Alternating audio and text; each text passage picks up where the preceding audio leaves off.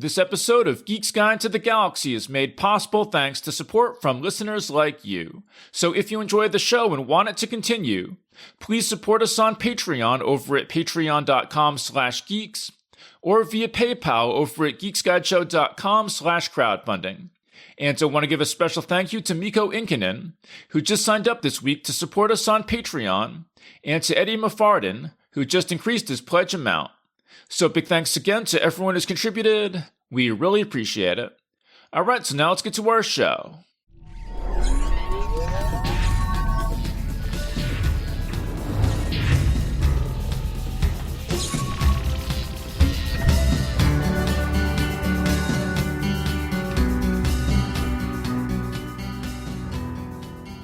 Hi, I'm David Barr Kirtley, author of the book Save Me Please and Other Stories, and welcome to episode 588 of Geek's Guide to the Galaxy. Our guests today are James Wynn and Craig Brewer, hosts of the ReReading Wolfe podcast, who you may remember from our feature interview back in episode 535, and from our review of The Fifth Head of Cerberus back in episode 582. And today on the show we'll be discussing Gene Wolfe's classic novel The Urth of the New Sun, a sequel to his 4-volume epic The Book of the New Sun. And this will include spoilers for everything in the book, so just be aware of that. And now here's our discussion with James Wynn and Craig Brewer. All right, so we're here with James Wynn and Craig Brewer. Welcome to the show. Hey, hello welcome. Again. Terrific. Okay, so let's start off with James, and have you tell us about your first time reading The Urth of the New Sun. Well, I finished The Book of the New Sun, and then I read The Fifth Head of Cerberus, and I think Urth of the New Sun was probably next. And I was very anxious to have all of my questions that answered after finishing Book of the New Sun, so I could see this, see him wrap it all up and explain everything.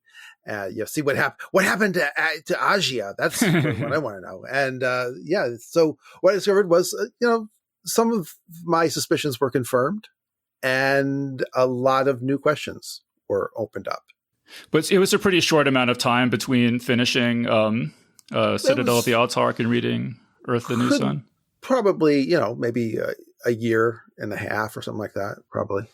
Okay, because I've heard a lot of people recommend that you don't jump immediately from Citadel of the Autarch to Urth of the New Sun. That's my recommendation. I always, because, we can get into it, but I just think Wolfe was doing something very different. Yeah. In plus, Urth of the New Sun than he was in Book of the New Sun. Yeah. And plus you get stylistic whiplash too. Like that's, that's honestly, I think a lot of people who do try to read Urth of the New Sun at any point, whether right after New Sun or at any point, often don't finish it the first time because it's very different from it's still Severian. It's still him narrating things, but it's almost like a different authorial voice completely. And I think that's by design, but it definitely throws people for a loop. Like those who really like the sort of Proustian digressiveness of Severian in Book of the New Sun get to Urth of the New Sun, and it's like Hemingway compared to that. So it's a bit different. Yeah. Yeah. I mean, that was because I tried to read this, 20 years ago or something when I read Book of the New Sun. And my impression, I read maybe the first couple chapters, and my impression at that time was that it was just sort of like it felt weird having Severian as a passenger on a cruise ship in outer space, kind of, and the style felt much more sort of straightforward, and there were just so many twists and characters turning out to be something other than they were, just scene after scene after scene. It just and then I also had this this thing I had heard that maybe Gene Wolfe didn't really want to write this book in the first place, and so all of that together kind of combines to make me put it down. But I always it's not that he didn't want to. I'll just declare it's not that he didn't want to. I mean, he was soon to be a full-time writer, so the idea of having a novel that the publisher has already agreed to buy from you is pretty sweet, right? Well, right. But it wasn't his intention to write it. The Book of the New Sun ends exactly as Wolfe had always intended to end it. And that's kind of the main thing. And I think Wolfe had a specific idea for Book of the New Sun, and he had a different idea in Urth of the New Sun. I think there's another reason. I think there's a couple other reasons for the stylistic difference. Yeah. For the Urth of the New Sun is cleanly divided, half and half, on Yesod and on Urth. And on Yesod, in the Book of the New Sun, Wolfe is trying to describe a environment that is familiar yet alien.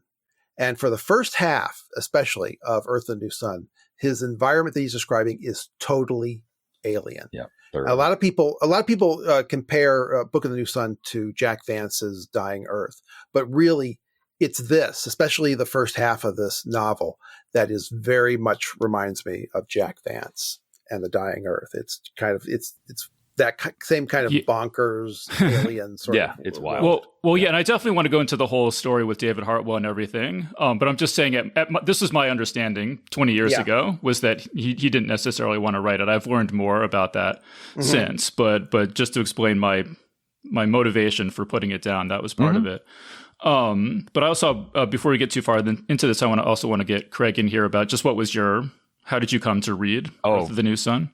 I was sitting here trying to remember, and honestly, I don't. I mean, I remember I tried it once and had what I just described everybody else as having, which was really my reaction. That, it's like the language was so different that I just didn't like it as much, and I wasn't interested. It was kind of, plus, like you said, a lot of things get confusing really fast without really explaining things, and I wasn't up for that kind of confusing read at the time. I was like, this will be great if I get my questions answered, but it was clear I wasn't gonna. So I was like, I'll read it later. But then when I did come back, I was like more patient and ready for that. But I don't remember honestly how long after Book of the New Sun, because I remember probably having heard something similar to you that I don't know if he wanted to do this, or I'm not sure. Honestly, I do feel like I remember at a certain point actually thinking it was part of like either Long Sun or Short Sun and one of those other series that was like nominally in the same world, but not really. And so I was like, later. I don't care. It's not whatever. But yeah, I don't really remember, but I know I've read it many times now because in a lot of ways it confuses me more than so yeah. So I think it's clear. Like, I think some of the surface things that are confusing are actually easier to kind of figure out, but there's still a bunch of stuff that's going on in the sort of subtext of the background with Yesod, like James mentioned, like this other higher world that I'm not sure if I'm just dense or if Wolfe really didn't want people to really be able to spell it all out. So. You are not dense. There's a specific chapter in this book that's near the middle, chapter 20, that is just crazy. And I don't think that we're supposed to be able to, tweeze that all out. Yeah. Well, let me just say, so I came back, I always wanted to read this. And so I was like, okay, I'm going to do it finally, and it's been, maybe 15 years. I've read Book of the New Sun, I think about 5 times. But it's been about 15 years since my last reread. So whatever stylistic differences there are, did not strike me as much, after 15 years away from the series. Way to go. Yeah. And I loved this. I was absolutely just mesmerized by this whole book, just coming back to all these characters that I loved so much from years ago and everything. We were talking a little bit about, before we started recording, that I'm going to try to make this conversation comprehensible to people who haven't read this book, which is like probably totally impossible. But especially since I'm not sure we can make it comprehensible to people who have read it either, right? But so I was thinking, like, I think the 2 facts you need to know about Book of the New Sun, if you haven't read Book of the New Sun going into this, there's like a million things that happen in it, but the 2 things you really need to know that are germane to this book is that, so there's the main character, Severian, who lives in the far future. And he is told that there's kind of 2 possible futures for his world. The sun is dying, and either the sun is going to die out and the earth is going to become a frozen, lifeless rock, or the dying sun will be rejuvenated and life on earth will continue. Mm-hmm. And somehow he is going to be the one to determine which of those futures come about. So that's one thing. And then the other thing I think you absolutely need to know is that Severian has this gem called the Claw of the Conciliator that he sometimes uses to heal people or bring them back to life. and he doesn't know why it works sometimes and not other times. Mm-hmm. And he also dies and comes back to life himself a lot, but never really realizes that that's what's going on. So I think that's sort of like the absolute minimum you need to know to make any sense of Urth of the New Sun, the story at all. Well done. So that was Book of the New Sun. And so I guess now let's get into the whole thing with David Hartwell and how this book came about. Whoever wants to tackle that one. But let's talk about how Citadel of the Autarch ends and why another book needed to be written. Yeah. So the story is that after Wolfe had turned in the final volume, that I suppose he must have already seen it. He says, well, why don't we add like a little passage at the end of Citadel of the Autarch? This is Wolfe's editor. Right. And by the way, if you ever see an anthology with David Hartwell's name on it, you should definitely get it. He's very good. So he says, why don't we just add a little passage to the end that Severian the Autarch Severian the Lame went beyond the curtain of stars and passed the test and brought the new sun and rejuvenated Earth and Wolfe Actually, said, let me just explain a little bit more about that. Okay, so at the end of Citadel of the Autarch, the fourth book, it kind of, if you're not paying really close attention, it seems to kind of end suddenly, where Severian announces that he's going off into outer space, and you're kind of like, what exactly is going on here? And if you're paying a little bit closer attention, you understand that he's going to go off to outer space because he's being judged by these kind of angelic alien beings. Who are the ones who are going to determine whether Earth gets a new sun or not. But to the casual reader, it seems to end very abruptly. So that's sort of the context for why his editor thought... It's not the arc that you thought it was going to be going through. You thought that, well, that's just not the way things happen. You don't have the story of Frodo and Samwise going off to Mordor, and that's the end of the story. So that's That's the end of it ends, as you say, abruptly. And so Hartwell just wanted some kind of a quick, resolution to let people know that, there is an end to this story. And Wolfe said, well, that's not really a passage. That's a whole novel. And so they had to negotiate for him to get a novel that would be the final step in this whole saga. And there's one other bit of the part that he tells somewhere in an interview, which is that also it was originally going to be a trilogy, and then it turned out that the third book was too just fat, way too long, and so he struck a deal with Hartwell that he could write a tetralogy if he would also supply like a coda at the end that was going to be the book. And then there was going to be either the passage or something, and then it became the book. I don't think it's that because I do recall Wolfe saying that he had said to his agent that, look, this the final volume of this is kind of a little too fat. Maybe, do you think it would be better to split it, or do you think it would be better to offer it as is? And she says, no, you should definitely split it. And I think there's actually, as an agent, thinking of her position as an agent, I can see why she would think it'd be better to offer 4 volumes than 3. But but they had pretty much agreed. Here's something I had recently found out. They had agreed to go ahead and published Urth of the New Sun about the time that Claw the Conciliator had come out. And Wolfe had said he had Urth of the New Sun about half finished at that time. And I presume that the half that he had finished was the last half, because that's all stuff that had to do with the novel he's already been working on. But the Timescape Books had decided that they were getting out of the fantasy market, but they owned the rights to Urth of the New Sun. So they had to wait until the rights could be transferred to Tor, which why it took about 4 or 5 years to get it published. Oh, that's interesting. Yeah. I didn't know that. That's interesting. Cool. Okay, so you're saying that he had written, you think, the last half of this book, Urth of the New Sun, around the time that Claw the Conciliator was published? Well, about this, he had written. Yes. By the time Book of the New Sun had come out, Urth of the New Sun, according to Wolfe, was about half finished, and it's probably the last half. I just seems to make sense.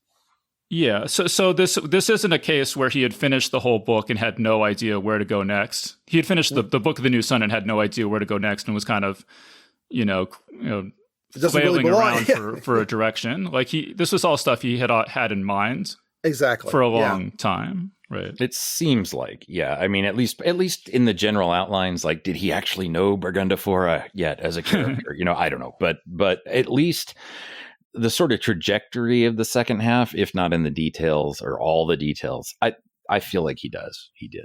Yeah. Well, I mean, because would it be fair to say that a lot of this book is the lore, the sort of background lore that he had worked out for Book of the New Sun? And this the last half for sure. Yeah.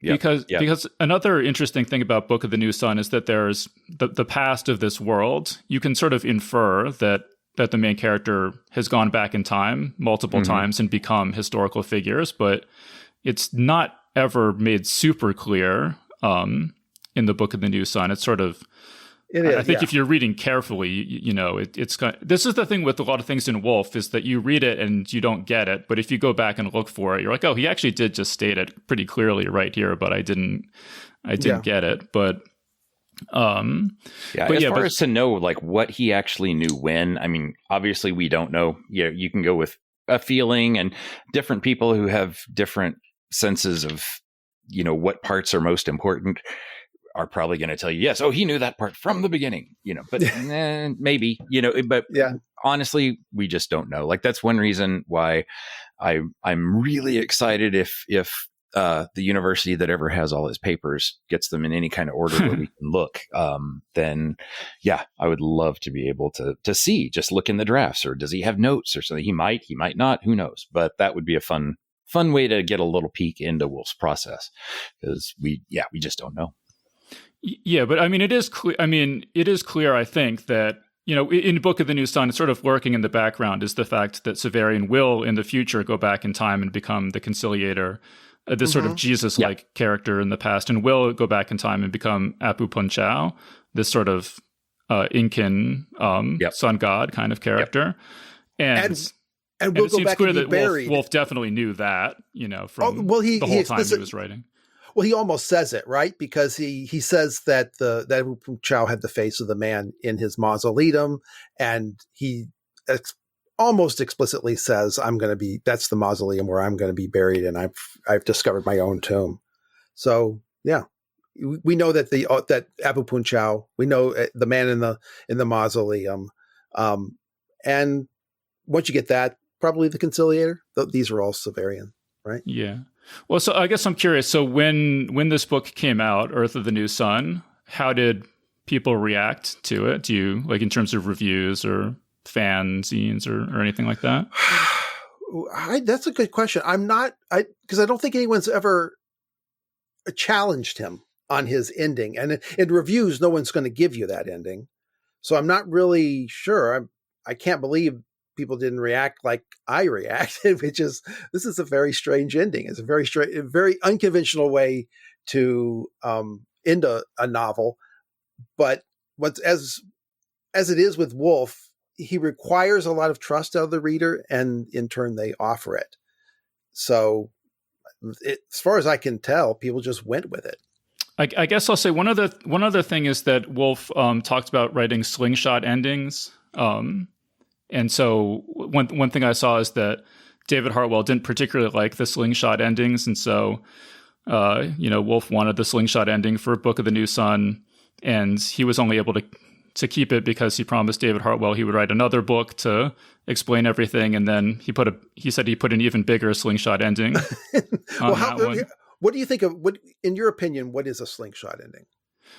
So as I understand it, is basically that I don't know if it's the pace exactly, but sort of the intensity of the story gets ratcheted up and up and up and up, and then just sort of ends abruptly. And then the speed of the momentum that you've already gathered when it's cut off so suddenly kind of like projects you out into your imagination, into this imaginative space. I think that's basically my understanding. I don't know if that's correct or not, but well, that might be true, because these last few chapters of Urth the New Sun do seem to regress very, very fast. But I also have another way. It's not necessarily a slingshot ending, but more of a boomerang ending, where this is true in Peace. This is true in The Fifth Head of Cerberus, where the story ends and seems to end in the wrong way, but that's because the ending is buried somewhere in the middle of the novel. And I definitely think that to some extent that's true, that the ending of this story is in the play, if you could only figure it out.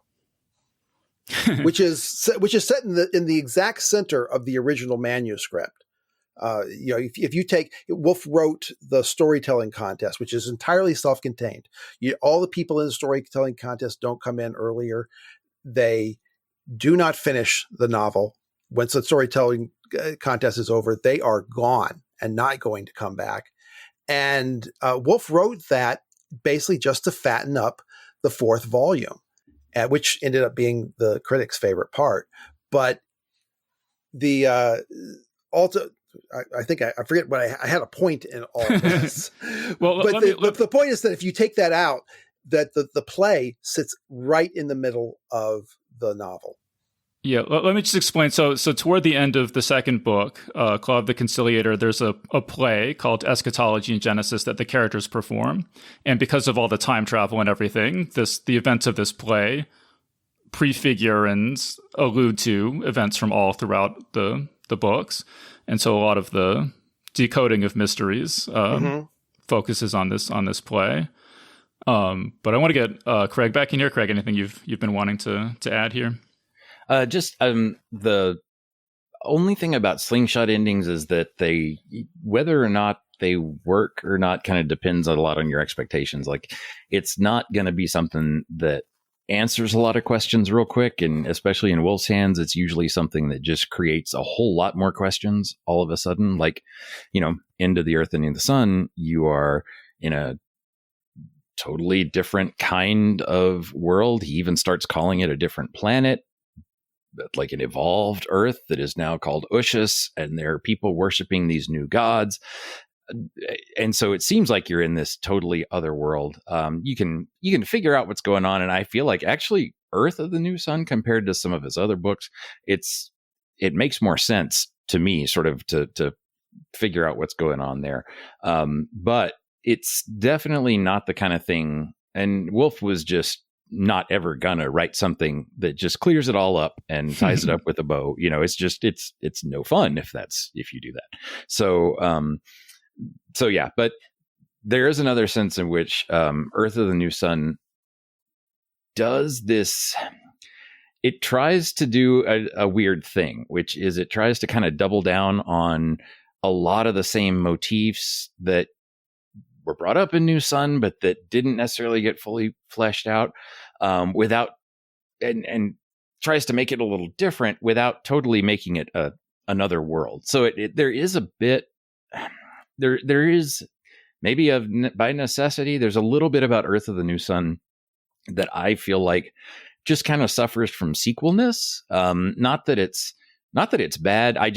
There are people out there who want to argue that it was fully part of Book of the New Sun. It was totally in his head from the time he was beginning, and all he was really doing was fleshing it out. So that way you can sort of fit it perfectly with Book of the New Sun, and it's a seamless whole. And I don't necessarily buy that, just by the nature of the way it works. And plus, I don't think myself, I honestly don't feel like Wolfe felt an obligation to keep it that way. I mean, he was a writer. He wanted to create something fun. And if all he was doing was just sort of fleshing in scaffolding by the time he was writing Urth of the New Sun, I think he would have been bored. Well, let me just give a little capsule summary, because there's a million things happen in this book. It's really like gonzo and confusing in places, but the overarching plot is fairly straightforward. And in the chapter breakdown I sent you guys, I divided it into 4 sections. And so section 1, Severian is on a spaceship going to visit these angelic aliens, and he dies and comes back to life but doesn't realize it. Mm-hmm. Section 2, he's on trial, and sort of all these people that he's had difficult relationships with are kind of brought back as they're called eidolons or equasters. Mm-hmm. Maybe in a minute, maybe you can explain to me if there's a difference. But anyway, they're brought back as these sort of ghostly duplicate figures, and they end up fighting for him. And he's told that he passed the trial and that Urth will get a new son. Section 3, he's sort of lost in time in the past, and this is where he becomes he starts the legend of the Conciliator and Apu Punchao. And then Section 4, he's returned to his own time after the new sun has come and has flooded the earth, wiping out the existing civilization almost completely, and he's interacting with some of the handful of survivors. Mm-hmm. And so that's all pretty that's all pretty straightforward when you're reading the book, and I think is a good story. I guess what do you guys think of those 4 sections? Do you like them all? Do you like some better than others? Like, what do you think of that overarching story as a whole? That's as good as anything. I will say that the part 2 that you have divided, it's almost like you could divide that again.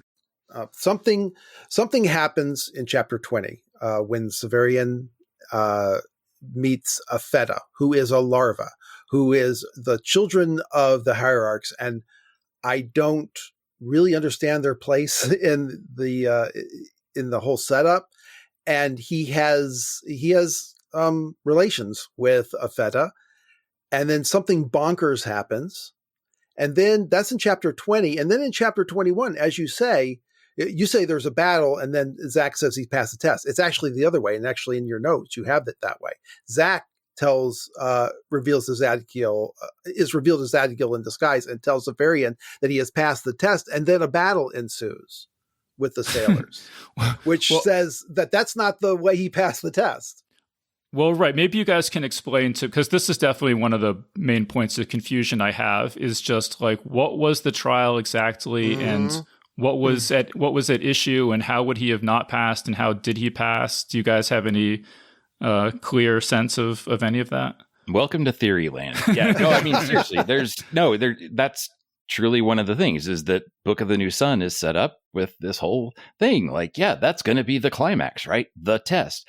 Then when you actually read Earth the New Sun, what was it? When did it happen? When were we prepared for it? When were we going through it? He says he passed. I hope so. I wonder. Like, I mean, granted, the Earth did get a new sun, and we had a new sun, and we've got this Ushus planet, which is, very wet and growing people with algae like the Green Man, and it's all good, I guess. But what happened? Yeah, it's not clear. Like, what part of it? Could you say like what some of the leading theories are? Like, what would be some of the contenders for how the trial actually works? Which ones have we seen? I mean, we've most people agree that the battle is somehow key to the test. Yeah, but usually the kind of the test, I think, if I'm right, like, I think the larger consensus is that the test is whether or not all the other humans will fight for Severian or not.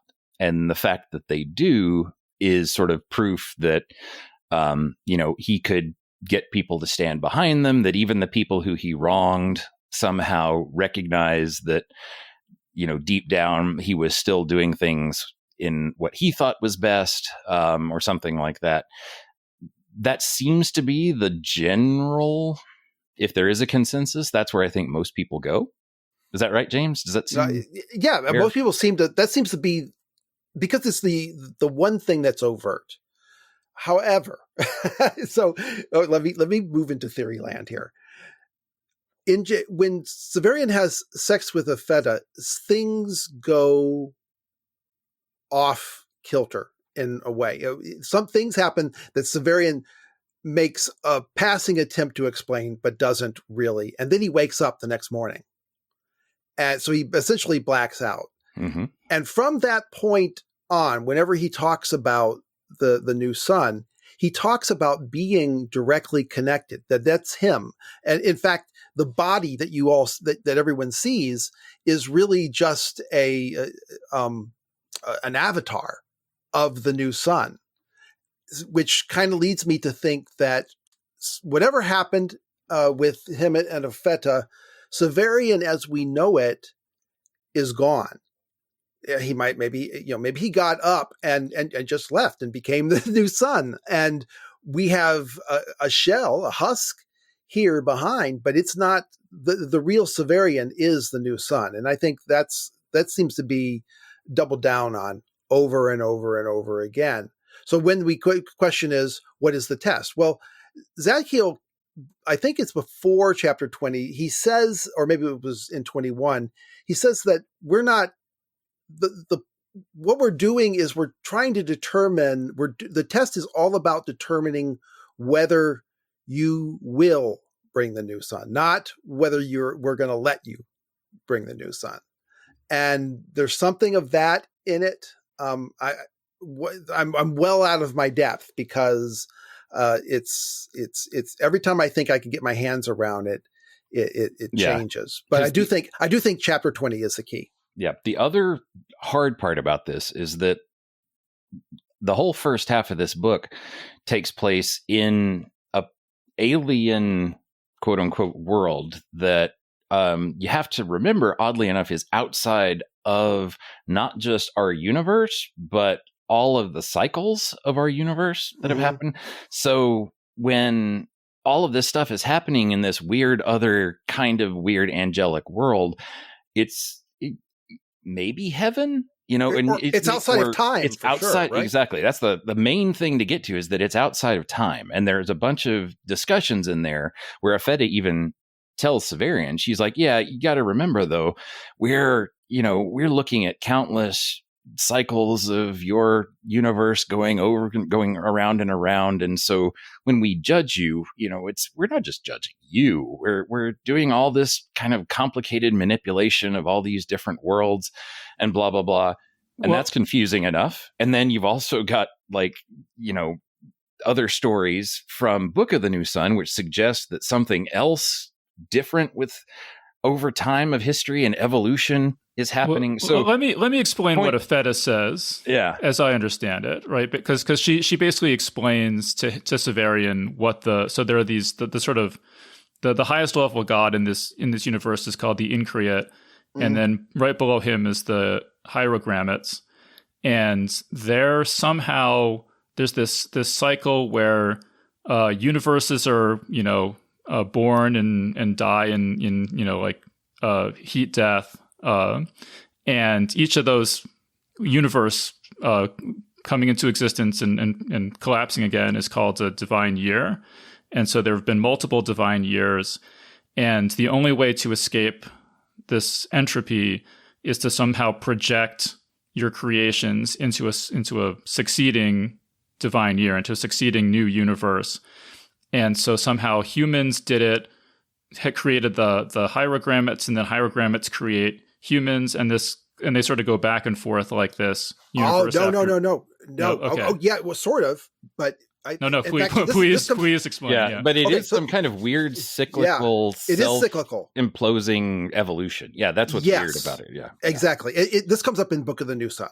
So at some point in a previous universe iteration, humanity in their galactic empire come upon this animal that they can uplift, and they want to make it this creature, this robot, this slave, whatever you want to say it. They're making it to be all of the things that they admire, and all the things that they consider to be the ideal about them, and they input that into this creation.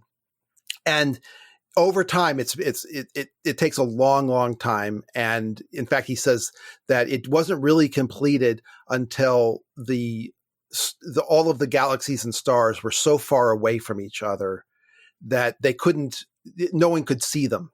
If you wanted to travel from one galaxy or star to another, you had to just use old maps for navigation to get there. So then these beings, we don't know what happened to the humans that made these beings, and Afeta calls them the cognates, because Malrubia says, well, they're enough like human that I would call them humans, but clearly because she calls them the cognates, and because he says that, it appears that you wouldn't necessarily look at them and say they were human. What happened to them? No one knows. I have my own theory. I have a very strong theory about what happened. I think I know exactly what happened to them, but we're going to move on.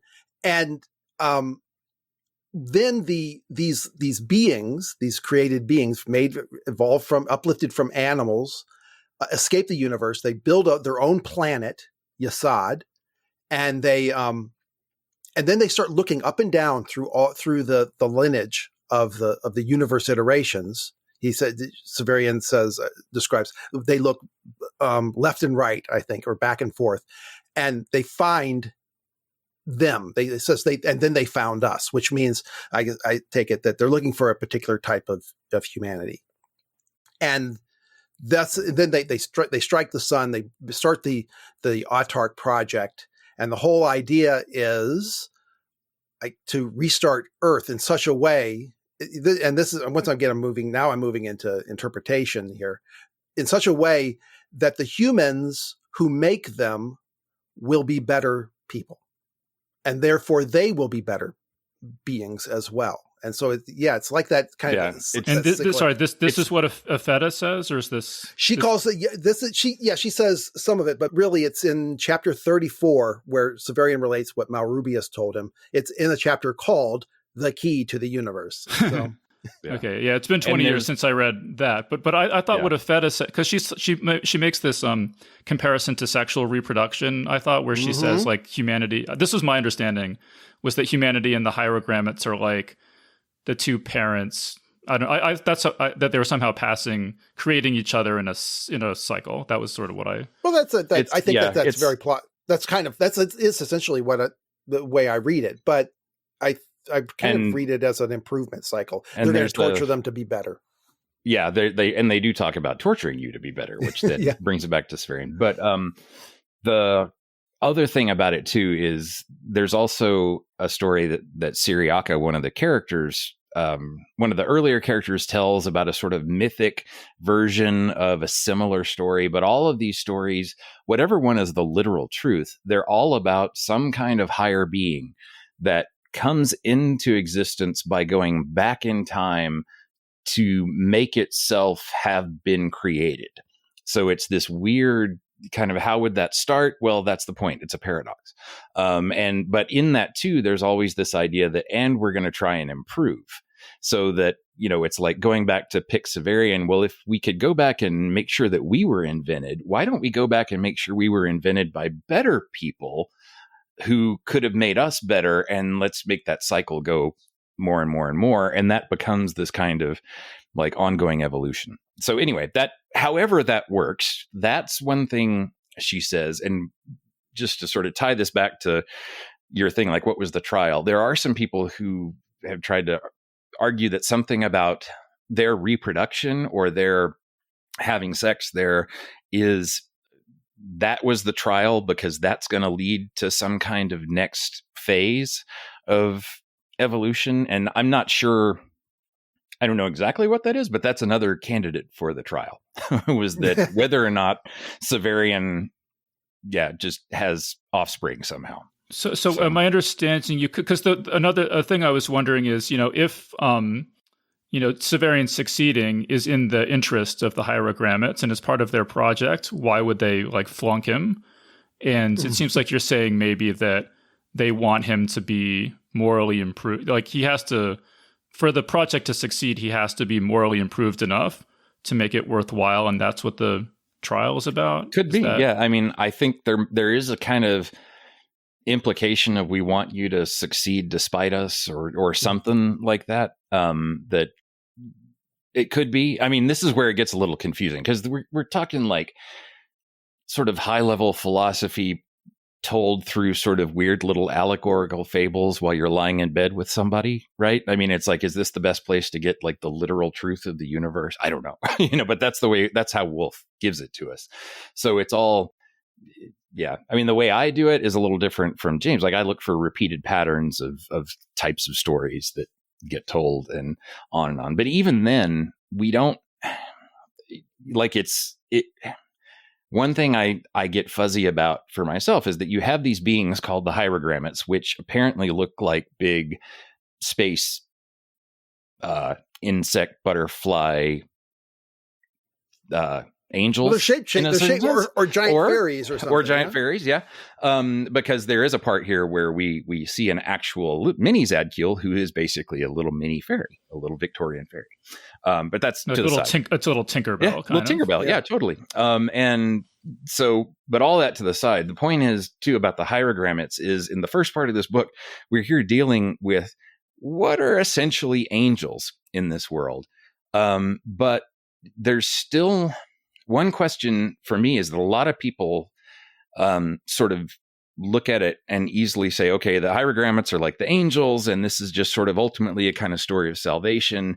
And they think of it like even you said how you've got the increate and then the hierogrammates. But there's one of the stories that gets told talks about when an angel came down to talk to some farm animals, and the angel is talking to one of the birds, and the bird is like, what's it like to fly up so high next to God? And the angel basically says something. He's like, look, I'm so much higher than you, just like you're so much higher than those creatures that can't fly. But even I am still infinitely far away from the increate.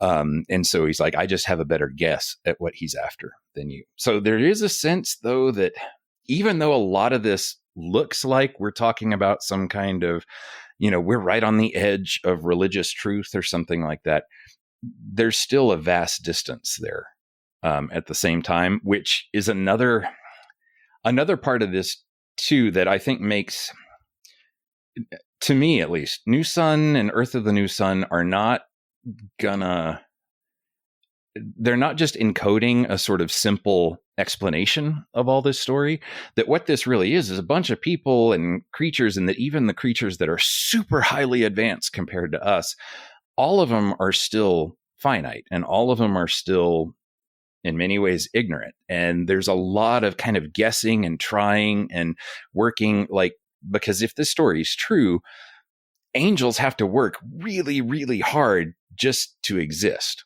They're having to manipulate all of the universe just in order to have come about. So whether or not that means that, do the hierogrammates have some kind of, total omniscient knowledge? I don't think so. I think a lot of this is supposed to be very fuzzy and a little hazy and mysterious, because a bunch of, to me at least, New Sun is very much about being stuck in a limited perspective where you can't see outside of your own possibilities and your own sort of horizons of meaning and such like that.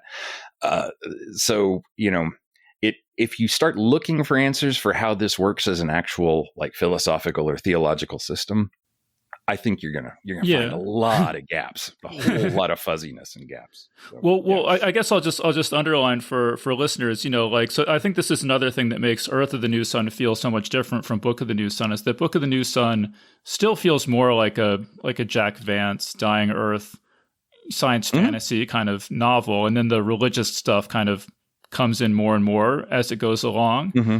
But Urth of the New Sun to me almost feels more like, Pilgrim's Progress or Dante's Inferno or The Ascension of Isaiah, some religious, totally. vision. Especially, kind of written down. There's a whole part, once he goes back to Earth, then it's almost like, okay, here's the Messiah story, and you're relating the doings of the Great One as he heals people and as he is imprisoned and breaks out of jail and resurrects the dead. Yeah, exactly. Yeah. All the good things that start to sound very biblical. So, yeah. So I mentioned at the beginning, one of the big questions in Book of the New Sun is why is Severian able to heal people sometimes and not others?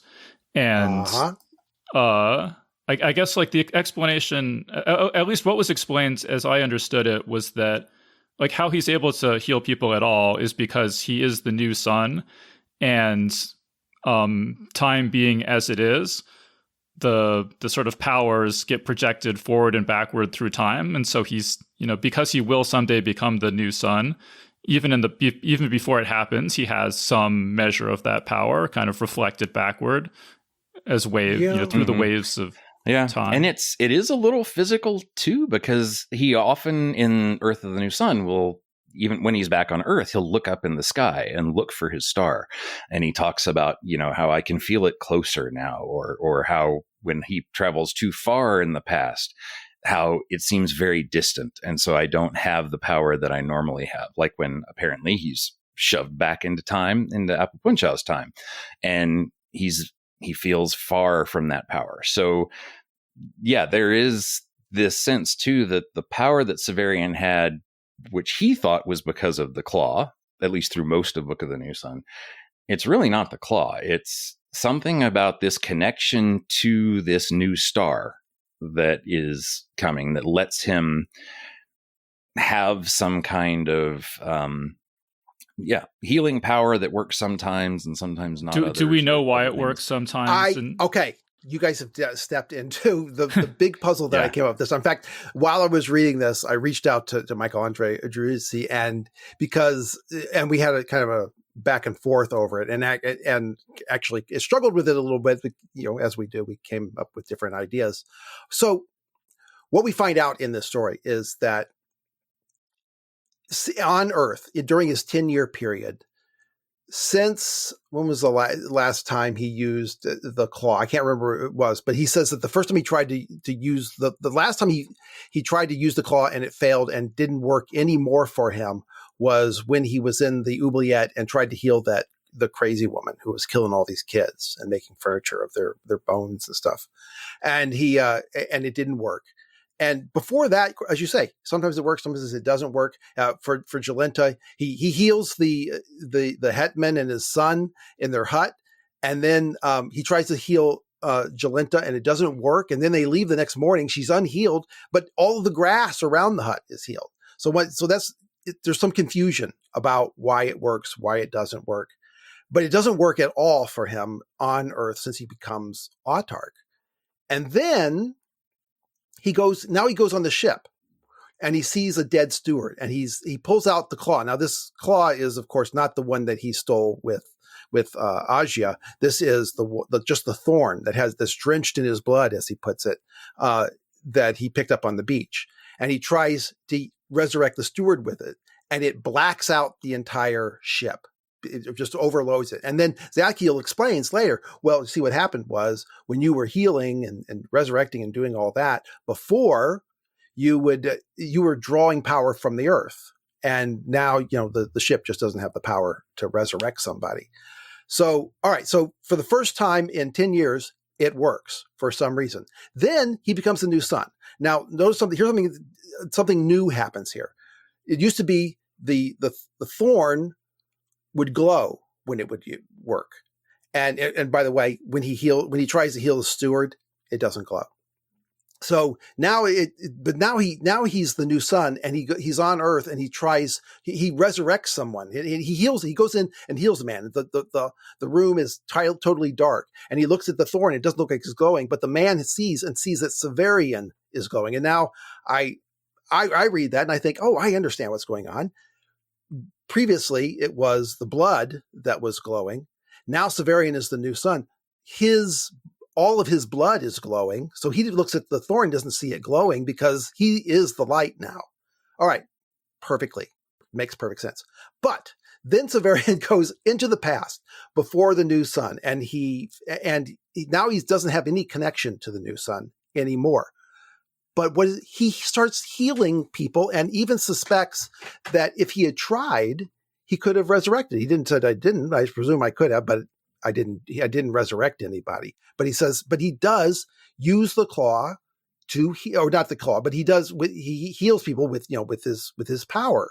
Now, he doesn't have any connection to the sun, and we have I'm trying to think of where it is, where it's explained that he does have this power innately because the white fountain exists. In fact, Severian says that when he says it to the Harajulis when they come to the tomb. He says because the so wait, why? Because the white why does it work exists, sometimes and not well, other times? okay, well, I don't know.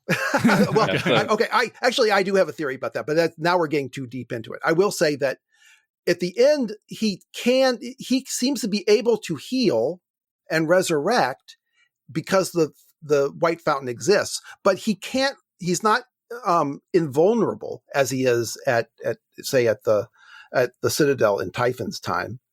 And he he doesn't resurrect until the light of the new sun actually reaches Urth, in which case he seems to be communicating with the white fountain via the medium of light. So, all right, that's mystery. Now, you ask why it worked before, why it worked. My understanding is that Severian is being monitored and improved by the first Severian, which Severian finally reveals at the very end of the Book of the New Sun. That's the first Severian's blood. He's the Constiliar of Severian's time. Let me just explain that for listeners. So at the end of the Book of the New Sun, Severian speculates that there was an original version of him that lived a different, though similar life to him, and he's not that person because people have traveled back in time and like made his life so much more complicated than it was originally. And so he doesn't know what his life was originally, but he sort of makes some educated guesses about what the first Severian would have done in his life. So and all of Severian's perfect memory is our key to the life of that first Severian, who in my opinion, is part of why Book of the New Sun is so different from Urth of the New Sun, because Book of the New Sun is really about that person, not the protagonist that we have in this story, whereas Urth of the New Sun is totally about our protagonist. And so the sense is that my understanding is, okay, so only the claw glowed when Severian was healing in Book of the New Sun, because that was his blood, and he was acting and healing in those instances. Here, now Severian is connected to the white fountain, and his blood is glowing. You can only see it like in total darkness, but it's not about. So it is about it. And he specifically says that his healing power has to do with in some sense, because the new sun exists, but he has to be connected to the new sun in order for him to be resurrected, as he does in the second to last chapter of Urth of the New Sun, for him to be, I don't know, invulnerable, or maybe he just recreated when they shoot him with a big, powerful energy weapon and it causes an earthquake, but it doesn't affect him. Okay, I guess we can just say there's no straightforward answer to why the claw or why the healing works sometimes and not others. Yes, it involves delving into deep. That's going back theorizing. to theory land. Yep. Yeah. Okay. Well, let me throw one other one at you then. So, what do Erebus? Okay, so there are these giant monsters in this world called Erebus and Abaya, who seem to be trying to prevent Severian from bringing the new sun. Mm-hmm. But then when he encounters their minions in Urth of the New Sun, Baldanders and Juturna, they seem to be saying like, no, we were never really your enemies. It's all cool. We can still be friends. And I was confused about what was going on there. Are they not his enemies? And if so, why all the fighting and everything? Yeah, something you didn't bring up. They send an assassin to kill him on the ship. Right? And so, they're not really his enemy. They're only trying to tame him. It's more than that. And I confess, after Urth of the New Sun, the motivations of Abaya are somewhat more inscrutable to me, because basically they send a child from their people to kill Severian, and it looks like a very tall, big man, because they're under the water and they all grow very big, and he's very white, and he's very, very apparent that he is of their people, and he tries to kill him. But the question is, why? Surely they know that if they did succeed in killing Severian, Zakiel would just remake him, right? He just do what he did before. So I don't know. And I don't know either, but what I think it has something to do, and I'm not sure James, I don't know if we've talked about this, but I kind of think that Baldanders and the monster people, the giant Abaya, the giant and Erebus, there's some sense in which they're opposed to whatever the autarch plan is and whatever is connected with that, like the Yasadis trying to do this large evolution thing. And it seems to be something like Abaya and Baldanders, they're all kind of this version of humanity that wants to grow, but doesn't want to die. Or change because they want to get big is kind of their thing. It's like the only way we can keep living is just to get bigger and bigger, but then that's impossible and unwieldy, and then we're just literally monsters. We're not people anymore. And so there's some kind of difference there, whereas the quote unquote good humans are the ones who recognize a kind of self-sacrifice, is like giving yourself up so that other things will come after you and be better. And they're not willing to do that. So, but there is maybe a sense there in the end that, as we're getting closer and closer to this moment of the new sun coming and there being some kind of huge change, that maybe Abaya and Baldanders having a kind of change of heart there is them maybe realizing that they've chosen the wrong path or something. But exactly how that works. It didn't seem like they had a change of heart. It seems like Baldanders was saying, I was never your enemy. Like when I destroyed the claw, I was doing it for your own good somehow. Right. And again, I think that might be like, I misunderstood kind of thing. Like I was doing it for your own good. I didn't realize, like, cause when Baldanders sees the claw, he originally, like back when he and Severian have the fight, he takes the claw and he's like, this is just a symbol of superstition. You don't need it. Yeah. And he's kind of doing that, if you think about it, not as like one man Baldanders versus one man Severian, whereas they both legitimately feel like they stand for some kind of betterment of humanity.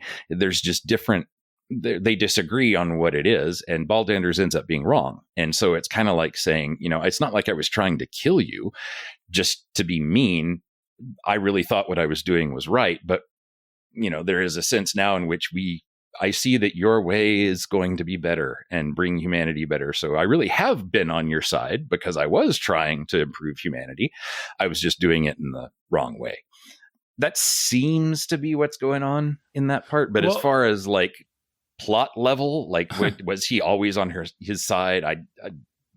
Well, because like I was saying, I mean that the the coming of the new sun means this flood that's going to wipe out civilization. So I could definitely see it's kind of this difficult dilemma. Do you keep living knowing that you're causing the eventual extinction of life on Earth, or do you wipe out the current generation so that humanity can have a future? I can see why there would be people on different sides of that, how people would come down on different sides of that. I'm just confused about, what exactly. It's also true in the play. One thing is that Nod, who is this sort of giant representative, who I think is supposed to be kind of Baldanders and kind of Abaya and all of that too, he's not like hand in hand with the Adam and Eve figure there, but he says, we're going to marry into your family. And he generally wants to kind of be an ally with him, but they just have totally different like understandings of what it would mean to go forward. Yeah.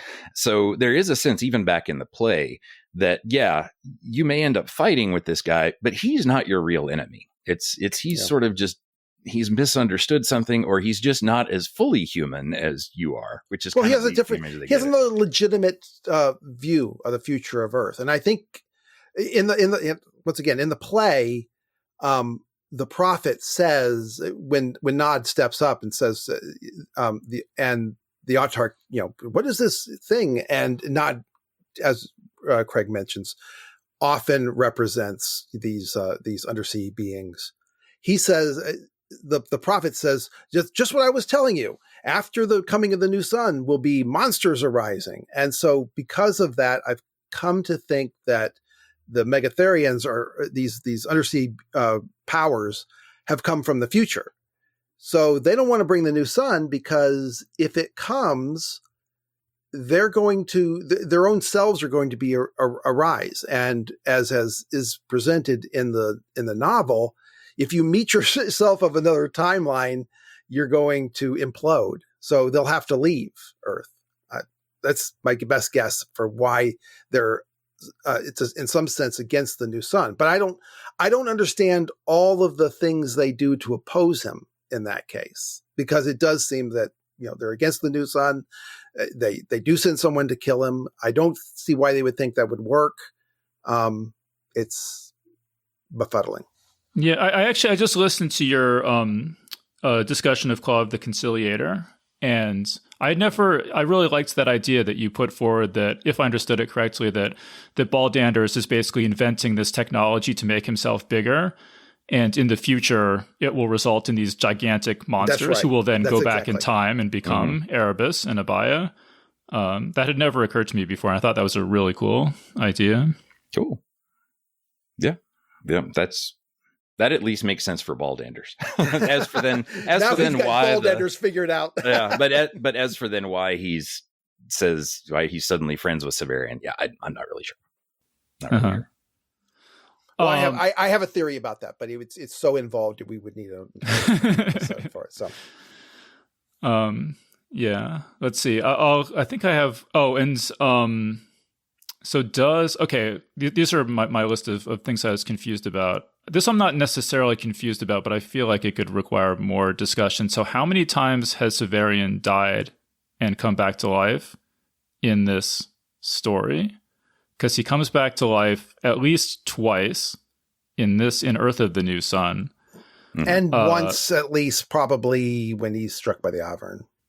Yeah, right? That one sticks out in my mind. So, I mean, there's also the implication that he died, that he drowned. Yeah, that he drowned child, is another one. Yep. There's that.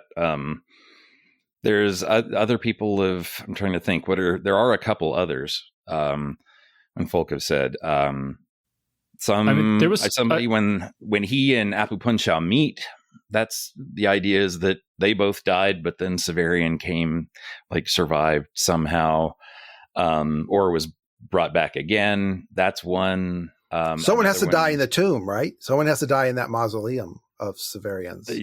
Yeah, somebody. Yeah, exactly. So there's one that happened even before we were around, maybe, or after, depending on when.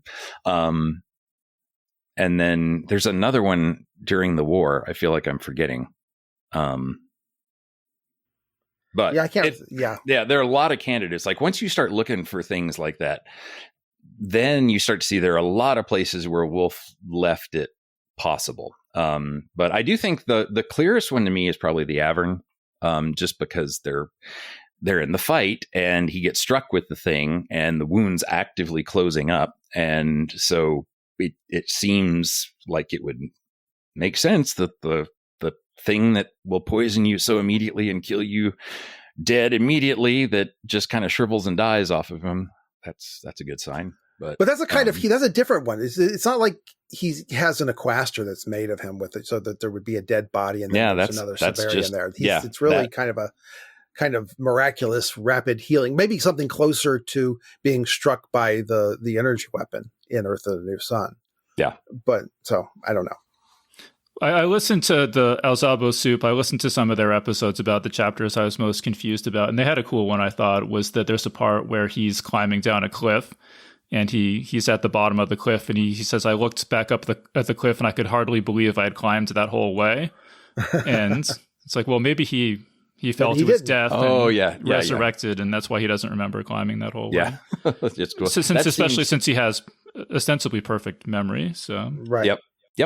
Yep. No, that also seems like a good kind of Wolfian joke of just leaving it open. If you're looking for things, then here you go. Here's one.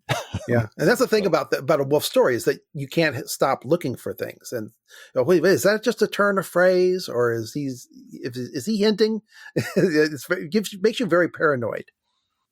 So what do you guys think about Severian's perfect memory after all the Wolfe has never backed away from him having a perfect memory. In fact, there's an interview with Robert Fraser in 1983, shortly after the publication of Citadel of the Autarch, where Wolfe explicitly says, he is very aware of himself being different from other people because of his eidetic memory.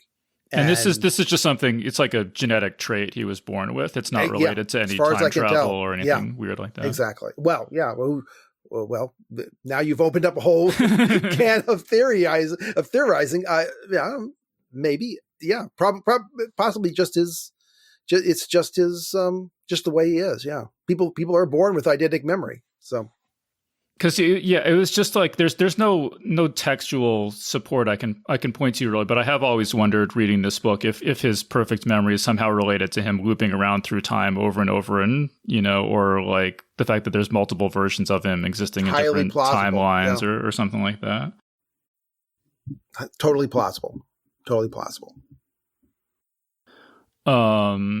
I guess, James, there's one thing that I kind of wish I had seen this before I read this whole book, but you actually have a post about your what order you should read. Yeah. And you mentioned a whole bunch of stuff that you recommend reading in between Citadel of the Autarch and Urth of the New Sun. So do you want to just talk about that a little bit?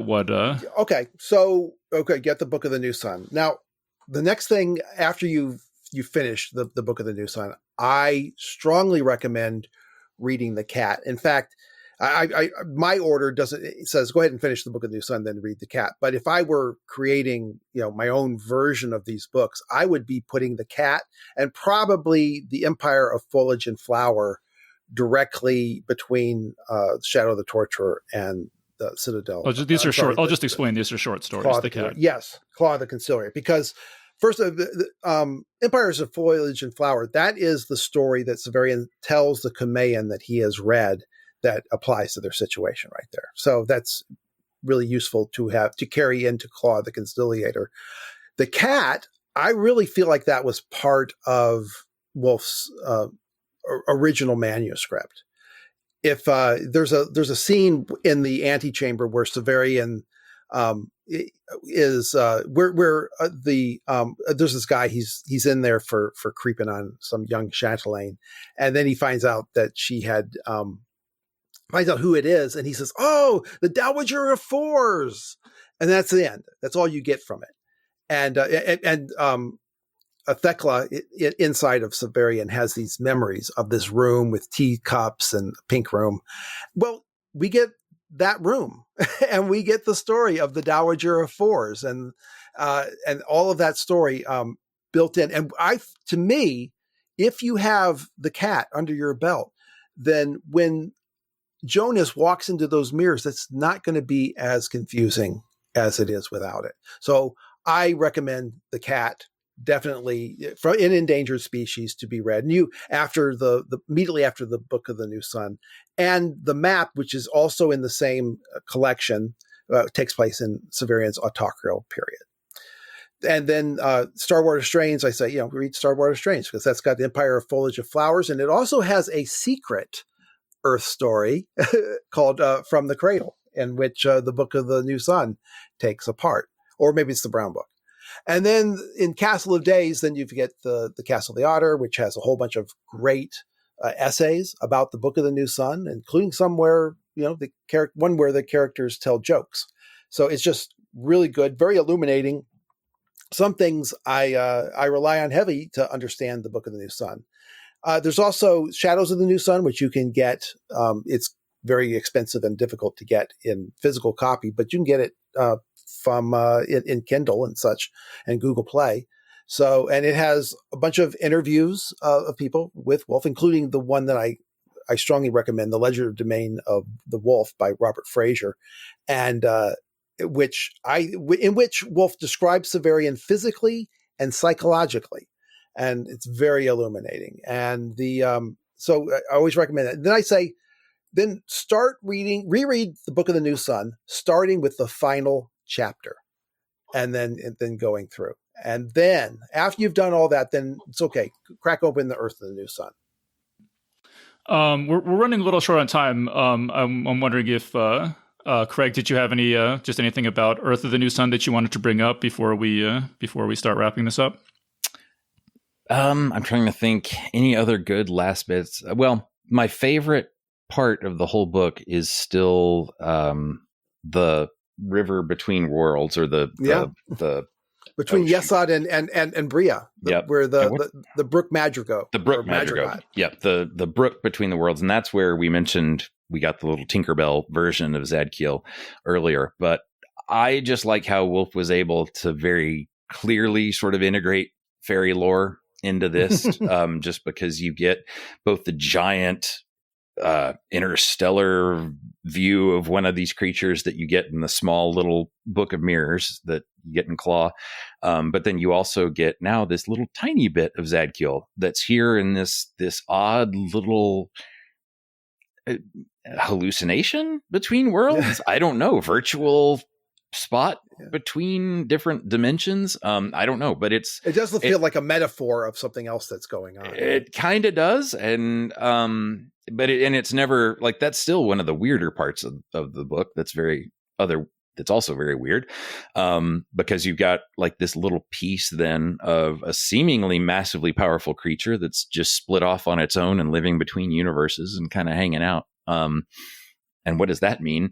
And then we don't know. And then he goes on and then he keeps going. But there are lots of fun things about this book that, even though it's incredibly confusing and frustrating sometimes, there are also just wonderful scenes of sort of just wild things. Like when you get a peek underneath the surface of Yesod, which seems all heaven-like and whatnot.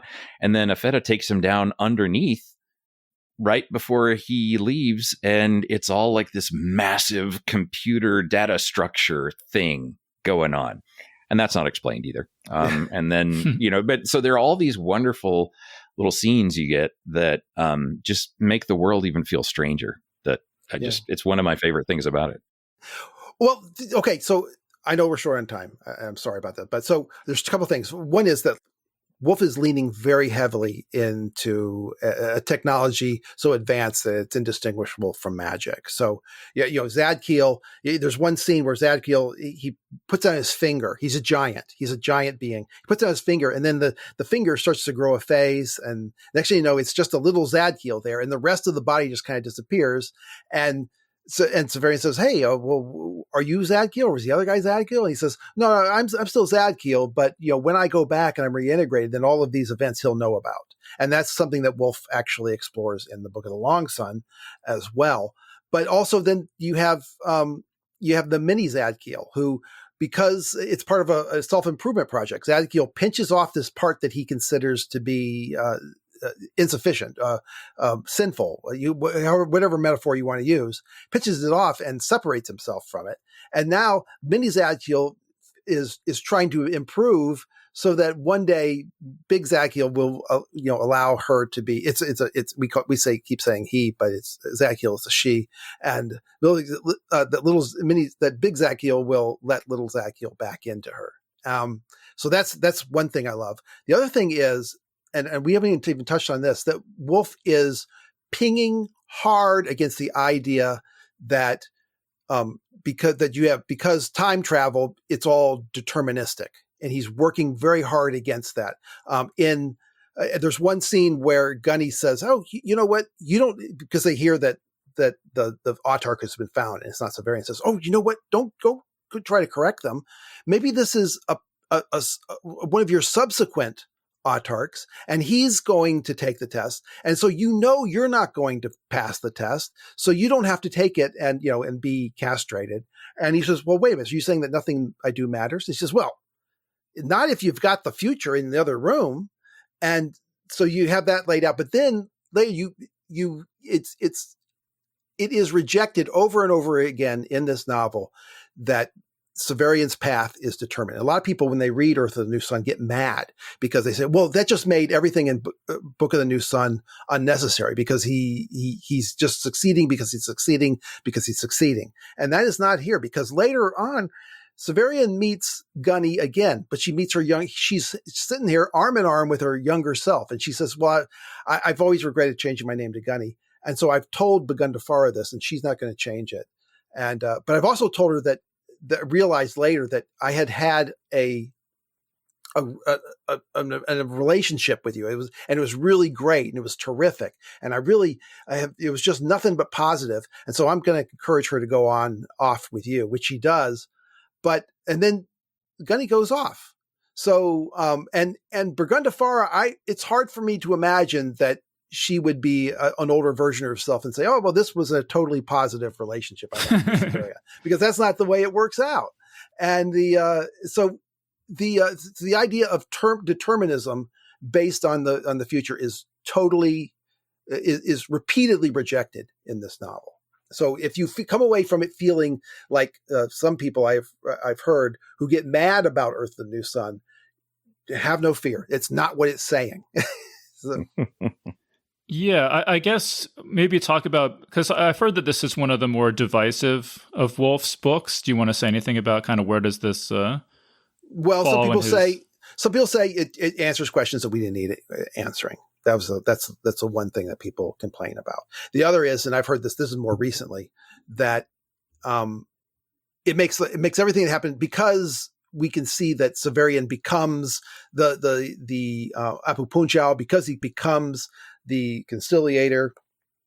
Therefore, none of this matters because it's just a big circle. It's a big cycle. It's all the same thing. And that's not what's being said. It's not what's being said in the Book of the New Sun either, because as we mentioned, the first Severian's life is very similar to Severian's, but it's not the same. And one major aspect is the first Severian did not carry the claw for whatever reason. And I gather, by the way, something I've realized just recently is that most of what Severian says about the first Severian seems to have come from the mind and the memories of the old autarch, because the old autarch, when he meets him at the House Absolute, seems to be dealing with all of these facts one by one. So that, he had been exiled, he was going to Thrax, but he didn't carry the claw. That's something that's an anomaly. He was exiled. He doesn't know why he went north. Our Severian goes north in order to return the claw to the Pelorines. He's not going north for that reason. So Severian says, maybe he was trying to hide in the armies of the autarch. Well, yeah, I mean, there's a lot obviously going on in this book and in this series. I almost feel like, if you read these books and actually understand them, you're getting like 100 science fiction novels worth of ideas. That's so true. Yeah. It's like every chapter has multiple ideas that could have been spun out into a novel by like a normal science fiction novel. Well, isn't it amazing how much gets covered in the last 2 or 3 chapters of this book? It just feels, you talk about a slingshot ending. He says, well, I spent decades with the villagers, and then I'm leaving. I'm getting out. I've got to try and find Juturna so I can, or the Undine, so I can get a passage, into a later time so that I can reconnect with the new sun. And they kill him. And then next thing you know, he's in the tomb. And then he meets the 3 Herajules from Sword of the Lictor. And then he goes, to the end, to the new world. And that's another weird thing, by the way. Severian rightfully recognizes that they have made him the one of their gods, and who they call the Sleeper. But it's everyone on the boat is their gods, right? And there's a whole story and Severian is the Sleeper. But you know what? Severian never slept on the boat. He never slept once on the boat. You know who slept on the boat? Iada. So I don't know what's going on with that. There's something going on there Severian is wrong about some things, and I don't know what exactly he's wrong about. All right, so yeah, we are out of time, so we're gonna need to start wrapping this up. But I am looking forward definitely to you guys doing the 50-part coverage of this book on the ReReading Wolfe podcast. But definitely, there's way too much in this book to really do it all. You're right. It's got like, it's the same thing. We were just talking to someone about the Wizard Knight, that it's like 12 little fantasy novels, and you're right. This is like Book of the New Sun, especially, and Urth of the New Sun Urth of the New Sun is like a whole bunch of science fiction ideas. So it is kind of amazing at that level alone. But if there is anything that you guys want to say just in the last couple minutes here, any final thoughts or anything? So Craig, any final thoughts on Urth of the New Sun? Not exactly. Just one thing that did randomly pop into my head. I don't think Slingshot ending, was not necessarily a word Wolfe used, but I think Kim Stanley Robinson is the one who kind of put that on him. I think there's an essay or like an introduction or something where Kim Stanley Robinson says that's what he calls them. Not that matters a bit, but I'm pretty sure from what I read that Kim Stanley Robinson coined the term, but that Wolfe used it. Picked it up. That would make sense. Yeah. So, there you go. Yeah. No, it's a fun book. It's just, obviously when we're talking about what is basically the fifth book of a series that's already hard to necessarily get through and that just from the beginning, isn't going to be a clear read. It's never going to be as well or often read as Shadow is, but it's still got a lot. I mean, it's still a fun Wolfe novel. Like it's definitely one that if you're at all in New Sun, eventually you should read it just to see where it goes and how much it changes that world. But yeah, it's the kind of thing that is never going to be it never was going to be a bestseller, but it'll never be anything like that. It's a greenhouse of 1,000 debates, though. It's yeah, that is true. How about James? Any final thoughts? Well, I say everything I think. I managed to pack in everything I think about. Yeah, you should read it. It's a different. I think he's doing something entirely different. You shouldn't expect them to be the same. People want. I wish it would be more like Proust, the way the Book of the New Sun is, and he's not. And Wolfe does finally return to that voice, by the way, when he gets to the Book of the Short Sun. So hold out, keep following the solar cycle. He will return to it. Yeah, well, I thought it was absolutely spectacular. Like I said, I mean, I was just in awe of how good it was, which is striking again when I say that I couldn't make it through more than a couple chapters the first time, but that's kind of the case with everything with Wolfe. Yep. How many people start the Book of the New Sun 3 times before they finally just push through? So yeah, it's amazing that there's a writer who you can read a whole book and be like, I don't really know what I just read, but it was awesome. I like it, and I don't have any idea why I like it exactly. So. But so I'm looking at James's recommended reading order thing here, and I'm seeing that Book of the Long Sun is next. That's what I should tackle next. Yes, you definitely should. I love Book of the Long Sun is possibly my favorite Wolfe book, Wolfe novel. It is. So, you don't have to say possible. Okay, it's my favorite. But it's because it's so structurally dense. We can talk about the structure of it forever. I don't forget about the plot. Yeah, the plot is really good, but the degree that Wolfe puts into it, the amount of he commits to an unreliable narrator. He makes new advances in the concept of an unreliable narrator and unreliable storytelling.